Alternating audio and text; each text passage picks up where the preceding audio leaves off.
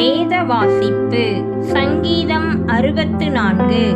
ராகத்தலைவனுக்கு ஒப்புவிக்கப்பட்ட தாவீதின் சங்கீதம் 1 முதல் 10 வரை.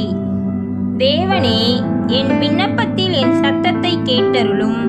சத்துருவால் வரும் பயத்தை நீக்கி என் பிராணனை காத்தருளும்.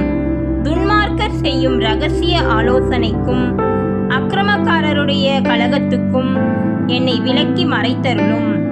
அவர்கள் தங்கள் நாவை பட்டயத்தை போல் கூர்மையாக்கி மறைவுகளில் உத்தமன் மேல் எய்யும் பொருட்டு கசப்பான வார்த்தைகளாகிய தங்கள் அம்புகளை நாணேற்றுகிறார்கள்.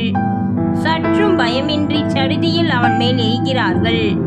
அவர்கள் பொல்லாத காரியத்தில் தங்களை உறுதிப்படுத்தி கொண்டு மறைவான கண்ணிகளை வைக்க ஆலோசனை பண்ணி அவைகளை காண்பவன் யார் என்கிறார்கள். அவர்கள் நியாயக்கேடுகளை ஆய்ந்து தேடி தந்திரமான யோசனை நிறைவேறும்படி பிரயத்தனம் பண்ணுகிறார்கள். அவர்களில் ஒவ்வொருவனுடைய உட்கருத்தும் இருதயமும் ஆழமாயிருக்கிறது. ஆனாலும் தேவன் அவர்கள் மேல் அம்புகளை எய்வார். சடிதியாய் அவர்கள் காயப்படுவார்கள்.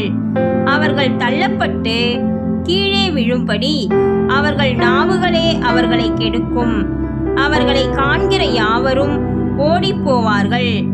எல்லா மனுஷரும் பயந்து தேவனுடைய செயலை அறிவித்து அவர் கிரியையை உணர்ந்து கொள்வார்கள்.